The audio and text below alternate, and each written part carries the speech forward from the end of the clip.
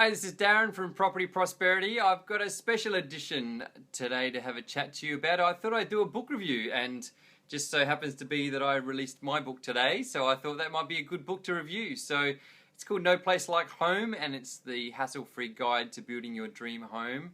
And like I said, I just released it today, and I'm super excited because I've actually found out that it's gone #1 in its category for business and investment books. So, which is pretty amazing, and I haven't let anyone know this yet, but it's actually I've just got a few minutes ago a message through from my publisher, and it went #1 in the US as well. So that's pretty amazing. So yeah, it's amazing. It's pretty cool because the fact is I've taken me years to get to this point essentially. So probably about 4 years ago I decided to write this book, so it's been that long in the making. Not so much that I've just been sitting there working on it for the last 4 years, but probably just the fact that I've just been doing so many things. I've had so many distractions in my life over the last 4 years, and I've just been collecting all the information and then slowly trying to edit it when I get some free time, and then putting it all together, and then finally getting it all written up, and then finally getting it published. So after 4 years, it's pretty amazing that yeah, I've had a really good response, and if you have bought my book, then I really appreciate it, and yeah, it's amazing that you're supporting me in this sort of way, and I'm sure you'll find it interesting. I'm sure you get a lot of use out of it, and if you haven't bought it, for another few hours till the end of tonight, so for another 4 or 5 hours, I have had it on special for the last 24 hours or less than 24 hours now, so you could buy it at 99 cents. So I'll put a link in the comments below, so you'll be able to click on that and buy it at 99 cents. After tonight it'll go back to the full retail price. But yeah, even if you pay the full retail price, to be honest, if you're thinking about building a house and you don't have this information, it's going to cost you definitely tens of thousands, probably more as far as costs of your building goes, but also just the hassle factor associated with building when you don't get the information correctly up front and then things go wrong. It can be a massively stressful process. So what I thought I'd do tonight is just go through some of the chapters, give people a bit of a heads up of what was in my book. Feel free to put any comments or any questions in there if there's something you'd like to know a little bit more about building. I'm happy to answer any questions you may have. And yeah, hopefully just make it as interactive as possible. And if you've liked what I had to say, or if you've read my book, then click on the like button. If you haven't read my book, still click on the like button anyway, because I really appreciate it. And if you know someone's thinking about building, click on the share button, because then they'll be able to check out this video, and hopefully they'll get some useful information, and also they'll be able to get access to my free book, or to the 99-cent book as well, so they're relatively free, I suppose.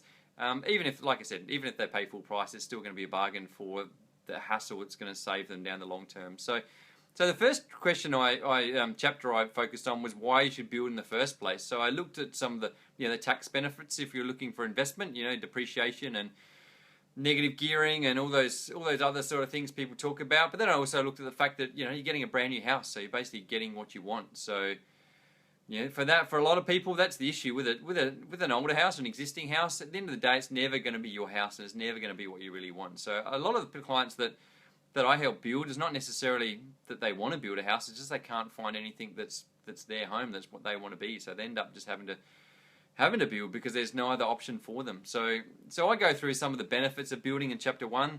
Then once we've decided building is for us, then we look at what type of house to build, things to consider. I suppose at the end of the day, it's all about compromise. There's probably 3 things. It's about what you want and what council are going to let you do, and then finally what you're going to afford to do. So you sort of compromise between those 3 things, and I go through that in a little bit more detail. So it helps you make a decision on what house is going to be best for you. Then I go through some of the economics of property. It's all about supply and demand, and so trying to work out, where you should buy and what you should buy, and supply and demand to work out what's likely to go up in price over time, particularly if you're looking at for investment. I mean, even if you're not really, you don't want to buy in an area where it's going to go down over time, because it's obviously not a good thing to lose money on a property. Then I go through some of the, when we're building for investment, what some of the things we think about when we're actually designing the house or picking a location, and it will be, if you're building for investment, building for your own home, it's a different process and a different thought process you'll go through, and the end result will be different as well. So it's good to think in a different way when you're looking for investment. Then I talk specifically about finance for building, and it is different than if you're buying an existing house. So there is some similarities, but there's some things that are slightly different. There's different lenders that do certain what's called construction finance, and basically what it means is they just give you the money when you need it. So initially you're buying a block of land, so they'll give you money for that. Then as the house is getting built, you pay for it as the house is getting built. So they're called progress payments, and you just pay for it as you go, basically. At the end of the day, when the house is all finished, you still have the same total amount of loan as if you bought an existing house. It just means you're just paying for the house as it's getting built along the way. So I talk about some of the pros and cons of that. Then I talk about, if we've decided buildings for us, we worked out our finance situation, well, where do we buy? What's the best location? So we'll have a bit of a chat about that. And then once we've decided where we're going to buy, then I talk about some of the things you need to think about when you're selecting the right block. So it is very, very important the block you build on. That's going to have a big effect on your building process and obviously the cost of building as well. If you've got retaining walls or easements or trees or a whole pile of things are going to affect the build. I suppose a lot of people just assume they can just pick out the house they want and then just plonk it on any block of land. That's definitely not the case. And if you do that option, then it's going to be really, really expensive for you. Really what you should be doing is designing the house to fit the block, and it's going to save you a lot of money, but also using the block as efficiently as possible. At the end of the day, the land costs a lot of money, so you want to use it as well as you possibly can. So make the house fit on the block. So then I talk about land contracts. So if we're buying a block of land, we're going to be signing a land contract with a real estate agent. So I go through some of the things you need to consider as you're going through that process and some of the pitfalls.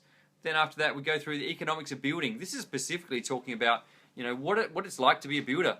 The good things and the bad things, and some of the financial consequences and the risks that builders take on. You need to think about it from the builder's perspective, because if it goes wrong for the builder, it's probably going to go wrong for you too. So you really want your builder to be in control financially in a stable cash flow situation, so they're not going to run out of cash and you end up with some troubles along the way, I suppose. So then I look at building regulations. There is a whole pile of rules and regulations, particularly that apply to the builder on how they construct the home, and obligations, legal but also ethical obligations as well. And so there's state government legislation, federal government legislation. There's a whole pile of legal precedents that's applied to builders, which they need to take into account when they're building your home. This, again, you might not care about this, but then if things go wrong, you will need to make sure they've done things as per required legally wise. So it's just good to have a basic understanding of what the law is and how it applies to builders. Then we go through a little bit about council requirements. So, if we're building a house on there, we've got to make sure we fit within the council requirements. So I talk about, setbacks and, think of private open space, the backyard, what's it called, site coverage, so the house relative to the size of the block. The overshadowing issues and, a whole pile of different things. So I go through all that sort of stuff. Then I talk about some hidden costs. If you've talked to anyone that's built before, you might have heard them talk about how that there was massive cost blowouts and time delays and all these other stress. So I go through some of those things that you need to look out for, just to make sure you don't get any surprises along the way. So, because that can be massively stressful. If you run out of cash halfway through building, you're stuffed, basically. You can't live in it, you can't rent it out, you can't sell it. There's not much else you can do, really, so it's going to create a huge amount of problem for you. So then after that, we talk about finding a builder. What's the best way to find a builder? How do we choose between different builders? Which is the best builder for you? And they're not all the same. There is pros and cons with different builders, and how do you work that out if you're going through that process? So again, I think that's really useful. I've got the next chapter is actually questions you need to ask a builder, and I've got quite a few questions in there. The thing I point out in the chapter is not necessarily what they answer. So what the answer to the questions are is probably more about how they answer the question. They don't necessarily have to have a good answer to every question, but it's about how they respond to the questions and how open they are and how open and honest they are with the dealings with you. Because again, you're really trying to judge. At the end of the day, it's all about a gut feel, trying to work out whether that builder's going to look after you. And some of these questions will reveal some of that thoughts and feelings about the particular builder and help you make a decision on which builder is going to be right for you. Then we talk about the quote. So when you've decided on a builder, or you're shopping around between builders and you're getting quotes back from builders, I talk about what's included in the quotes, things you need to think about, things you need to clarify when you're getting quotes back from builders. Makes it a lot easier trying to choose between builders. And then I look at, I'm looking at the next chapter is about quality versus price. At the end of the day, I see a lot of slogans from builders saying the best quality at the lowest price. you can't have the best quality and the lowest price. You know, you can't say a house is going to cost $1 million and a house that costs $150,000 is the same, and that builder just happens to be doing a bargain basement price for you. It's just not possible at the end of the day. So there's always going to be a compromise between quality and price. What you need to do is find that right compromise for you, that you're going to feel comfortable that you get a house that you're happy with, but it fits within your budget. And it's all about compromise, and you just have to make sure that you're going to be happy with the end result. So you've got to be really honest up front and clear that, you know, you can't have everything. So what are you willing to do without, I suppose?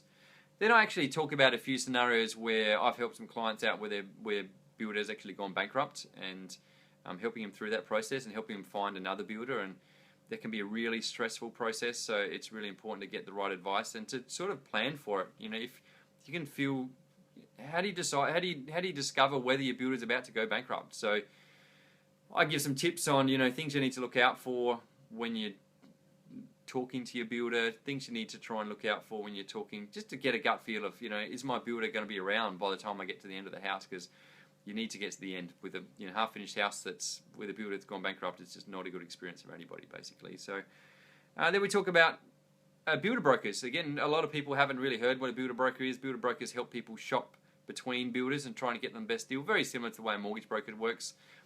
Just trying to give you options, you can leverage off their experience to try and help you negotiate with the builders, but also give you all the information up front. Quite often, builders have the incentive to give you the lowest price, and then they quite often leave out a whole pile of things to give you the lowest price.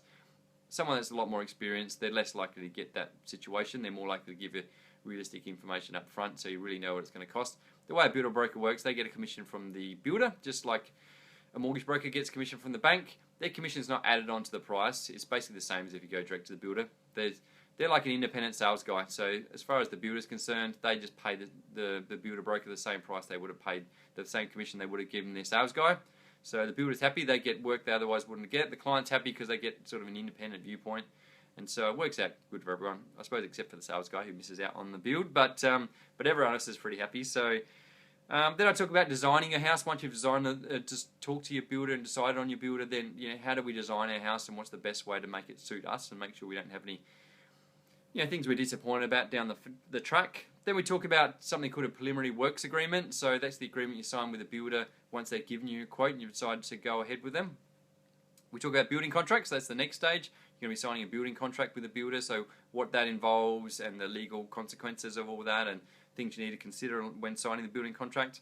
Payment terms, I talked to you a little bit before about finance, how it's a construction loan and you're paying in progress payments, which means you're paying as the house is getting built. So this chapter I talk about those payment terms in a little bit more detail. Then I talk about warranties, so building warranties, so what actually that covers you for and what it doesn't cover you for, and what you could expect from your builder if you have issues along the way. And something called building indemnity insurance. So this is if the builder, you know, goes broke or dies or just disappears along the way. So this is something to try and cover you if that happens, and then, you know, what the responsibilities are of the builder and what the responsibilities are of the insurance company and what are your responsibilities if that happens. So then I look at contract variations. A lot of people complain about builders. They've signed up a building contract, and then suddenly there's all these cost blowouts. They keep adding. They're called contract variations, where they're adding to the contract. I explain to you when they can do that and when they can't do that, and what documentation needs to be signed to allow you to have, you know, variations along the way. And then I just have a bit of a chat about the construction process. You know, things you need to look out for, what happens at each stage of the build. You know, the slab goes down and the frame goes up and the brickwork goes up and the roof goes on and the, you know, what they call first fix and second fix, and then they, you know, which is all the cabinetry type of things. So there's a whole pile of different things that goes along the way. So I explain on that in this chapter, so you can have a really clear idea of what happens during the construction process. And then second to last, I actually talk about disputes. So what happens if things go wrong and we end up arguing with our builder? Obviously, you do have a contract with him and you can go back to him and say, hey, we haven't done it as per our agreement. But then what's the next stage if he says, too bad? How do we resolve that? You know, what's the steps? And there is quite a few steps, you know, and I would advise you, definitely the first thing is not to just ring up a lawyer and start going to court and suing people. There is a lot of other things you can do besides just going to court and suing people. at the end of the day, in my experience, no one really wins if you go to court. The only one that's going to win is the lawyers. So my advice to you is that would be definitely the last resort, and look at all other options before that. And this chapter really gives you a clear understanding of what those other options are and how to try and resolve the issues as easily and efficiently as possible. And then you can just move into your house and don't have this hassle of dragging on for years and years and years, because obviously, like I said, the only one that's going to win out of that is the lawyers, who are going to make plenty of money out of you, and you're probably going to be worse off, to be honest. So, and then finally, the last stage of building is what they call practical completion and handover. Practical completion is when the house is practically complete, so as per what it sounds. So it's not that it's totally finished. It's pretty much finished, though. There's a few little things they need to finish off. So they get you in here to come and have a look at the house, just to make sure there's no other little issues you need to, because this is when the tradies are still on site. So the reason they like to get you in there before it's finished is because if there's things that need to be fixed, they can just get the tradies fixing it while they're there. The danger if they leave it to what's called handover, when the house is totally finished, all the tradies are gone, they've moved on, they're working on their next job then. So it's quite difficult to get them back once they've already moved on to the next job. So it's better to try and resolve as many issues as possible prior to handover, which is the practical completion stage. And then when you get to handover, hopefully all those issues have been resolved. Then you just pay the final payment, they give you the keys, you move into your house, and then you're all pretty happy, I suppose. So they do have a situation after that where you actually have a 3-month sort of warranty period for just small little issues. At the end of the day, you get in there, you have a good look around the house, you're not really going to have enough time to focus on if there's any other little issues along the way. So they give you a 3-month period where you can actually move into the house, live there for a while, and you'll start to notice little things as you're living there that you might not have noticed as you just had your final walkthrough of the house. So hopefully that's made sense. Hopefully you've motivated you to go out there and grab my book if you haven't already got it already. I'm sure, I don't know, if I was looking at building, I know from my many years of building that if I had this information before I started building lots of houses, I would have saved myself, well, for me, because I built so many houses, I would have saved myself hundreds of thousands of dollars with the issues I had. Also, not just with the issues, but even I would have designed my houses or done things slightly differently, which meant that when I go to sell my houses, I would have made a lot more money as well, and that's definitely would translate to huge amounts of money in my pocket. So obviously, great. Get on there and grab my book for 99 cents. If you don't grab it at 99 cents, then even at the full price, it's still a bargain, I think, and it's going to save you a lot of money. So hopefully you've liked what I had to say. If you haven't liked it, still click on the like button, because I really appreciate it. And if you know someone's thinking about building, click on the share button. They'll get a bit more information about my building book, and they can get on there and have a look. And if you've got any comments, put in the comments box below, and I look forward to talking to you again soon. Bye for now.